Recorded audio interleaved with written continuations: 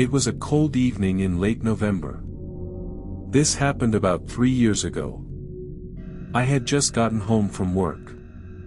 I was working late that night, so it was almost 11 when I walked through the door. I was utterly exhausted. I wanted nothing more than to crack open an ice-cold beer and throw my feet up on the couch. So that's exactly what I did. Alcohol always tastes better after a hard day's work. I didn't even turn on the TV right away.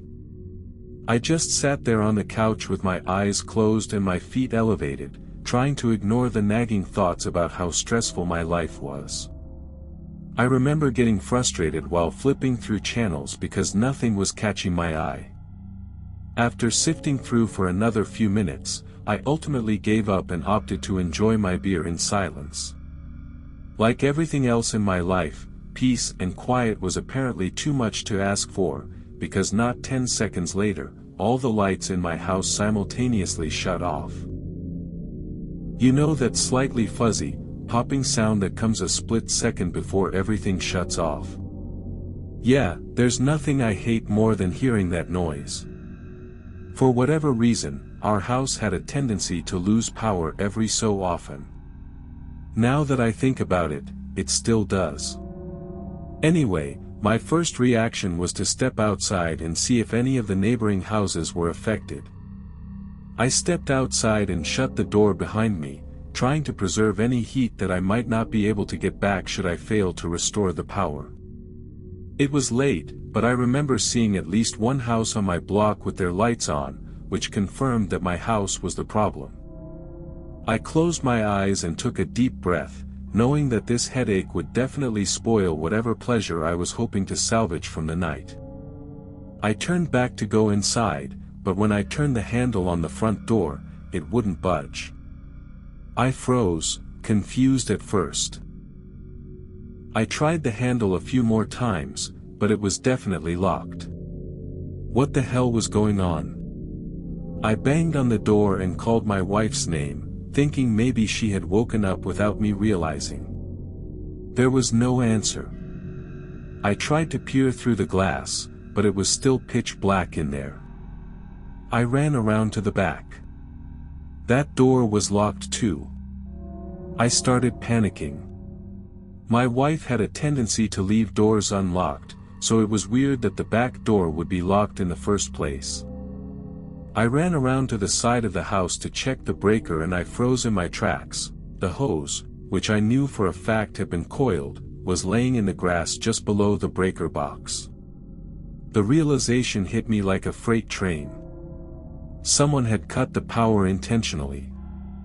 Without thinking, I sprinted to the nearest window and desperately looked inside one more time.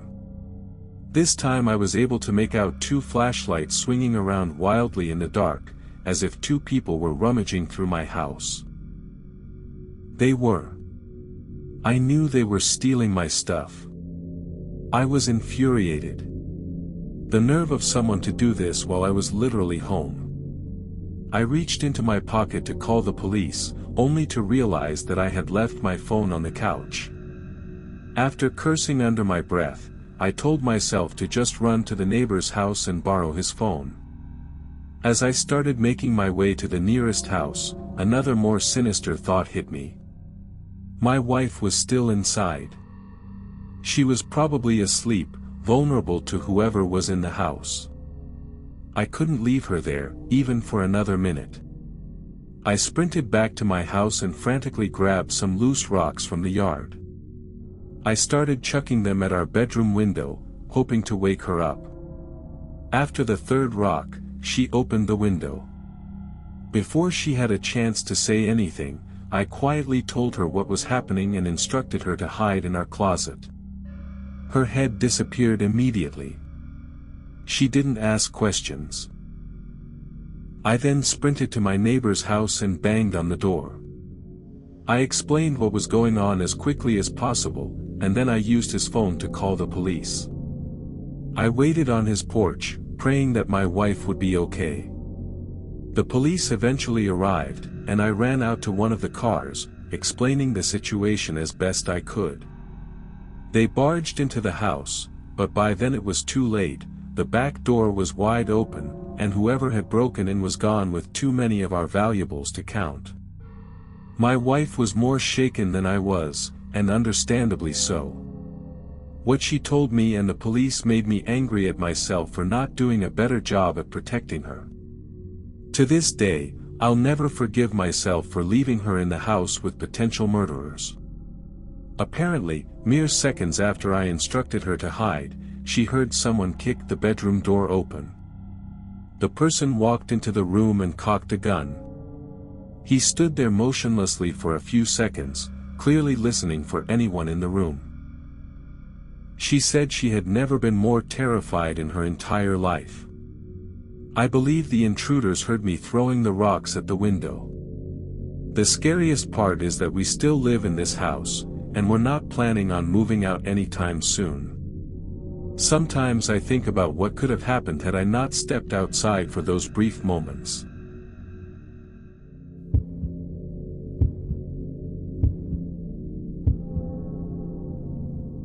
I've always lived in the shadow of my older sister. I'm not bitter about it, but it's simply the truth. She has a prestigious job at an international company, while I've been trying to build my career for almost 5 years now. I recently moved back in with my parents to try and find some stability. Going back home definitely felt like a step backward, but I didn't have many options. I was staying in the attic to keep out of their way as much as possible. It wasn't bad up there. It was almost like a mini apartment. The attic had its own little kitchenette, bathroom, office space, sleeping area, and even a TV with my old gaming console. With all that, I rarely went downstairs. I could practically live up there on my own, and it kept me from feeling like a complete burden. One night, it was either Friday or Saturday, there was a pretty violent storm outside. Rain was hammering against the windows, and the wind was strong enough to shake the entire house.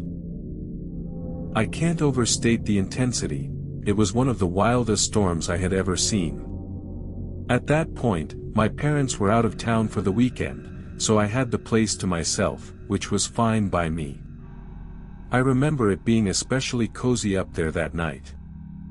I love listening to a raging storm from the comfort of a warm bed, particularly when it's late at night. There's something about hunkering down inside during a chaotic storm that really eases my mind. I was about to fall asleep to the soothing patter of rain when suddenly the power went out.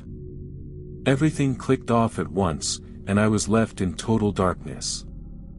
I groaned, annoyed at the inconvenience. I figured the storm must have knocked out the power. For a second, I thought about going to check the circuit breaker, but I didn't feel like dealing with it, not with a storm raging outside. Besides, I was about to go to bed anyway, and I didn't really know where the breaker was to begin with. I figured I'd just wait it out and deal with it in the morning. As I lay there trying to get comfortable again, I heard something, a loud, unnatural thud against one of the attic windows. It sounded heavy, like something had hit it hard. My first thought was that maybe a branch had come loose in the wind, or a tree had fallen, but the sound was sharp and deliberate, unlike anything I'd heard before. As lazy as I wanted to be, I couldn't ignore a fallen tree. That was a bit more serious than a simple power outage. Reluctantly, I got out of bed and grabbed my phone, using the flashlight to make my way over to the window. The attic was pitch black, and the only sounds were the rain pelting the glass and the low rumble of thunder outside. I remember rubbing my eyes to try and wake myself up a little. I held my phone up to the window, squinting through the glass, and nearly died from my heart stopping right there. There was a man's face pressed up against the window, staring in at me. His eyes were wide, his skin pale and drenched, and for a split second, he made direct eye contact with me. As soon as he saw me looking, he moved away from the window.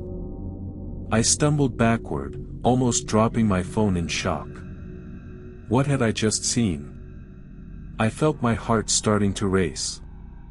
I could barely breathe, but I didn't have much time to process it because, a few seconds later, I started hearing another sound, footsteps.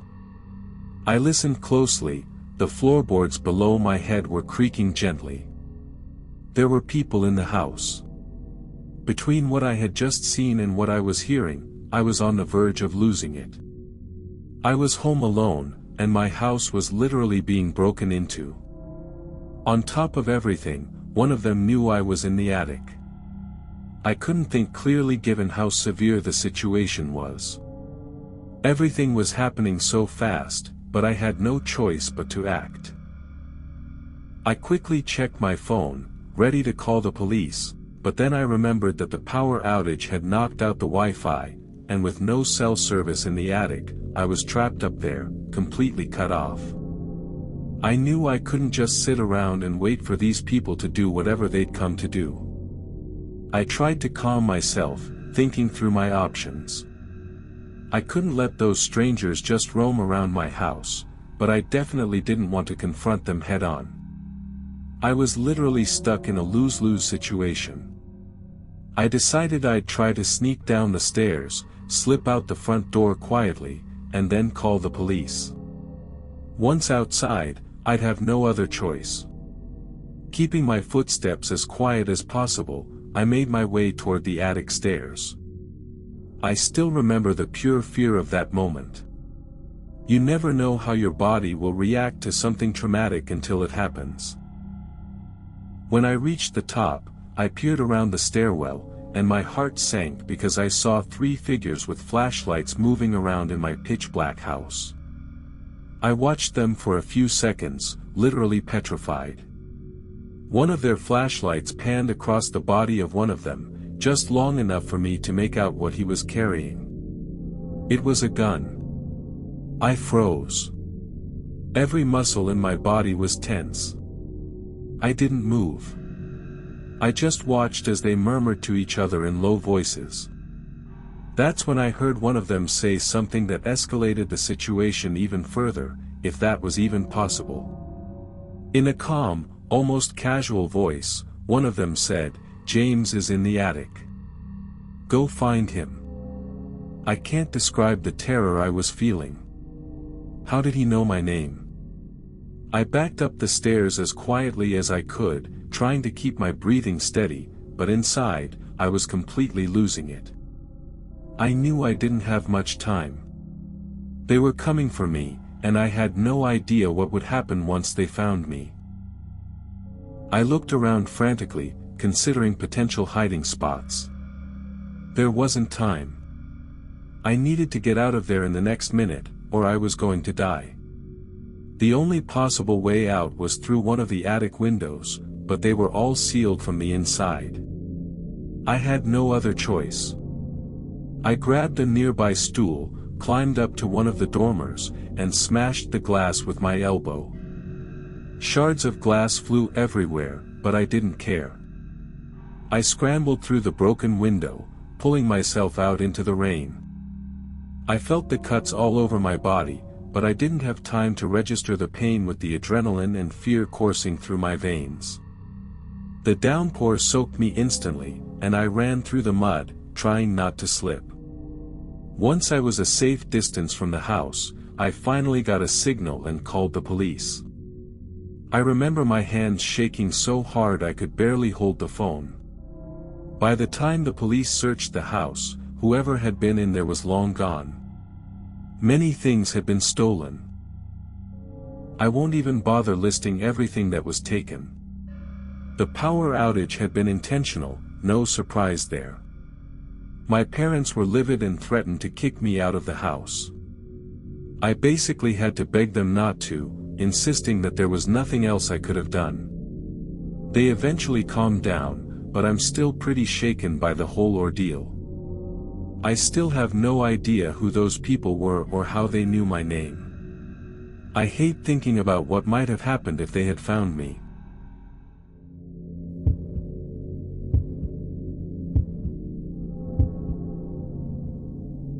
I live in a peaceful rural area, but there are several industrial zones within commuting distance. 3 months ago, I took a job as a night security guard at a pharmaceutical storage facility about 30 minutes from my home. The complex is massive, a sprawling 2-story building surrounded by nothing but empty parking lots and dense woods. Inside, it's all sterile white corridors, locked laboratory doors, and temperature-controlled storage rooms. My job is straightforward: hourly patrols, monitoring security cameras, and logging any unusual activity. I actually enjoy the solitude of night shifts. The quietness gives me time to think, and most nights pass without incident. I was 5 weeks into the job when everything changed. It was a Sunday night in late autumn when an unusually heavy fog settled over the area. The weather forecast had mentioned reduced visibility, but this was something else entirely. A thick, almost tangible blanket that swallowed the parking lot lights and pressed against the windows like something alive. I remember checking the time, 1:43 a.m. Still hours to go before my shift ended. I was in the middle of my second patrol when the first strange thing happened. The motion sensors in the east wing triggered an alert, but when I checked the security feed, I couldn't see anything unusual. Just empty corridors and shadows.